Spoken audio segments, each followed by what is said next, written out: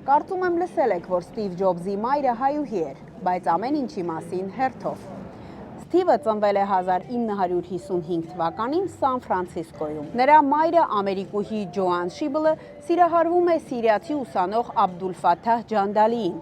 Աղջկա ծնողները կրոնական նկատառումներից ելնելով կտրուկ դեմ էին այդ հարաբերություններին։ Տեղեկանալով, որ երեխայի է սպասում, Ջոանը մեկնում է Սան Ֆրանցիսկո, որպեսզի որդեգրման հանձնի իր երեխային։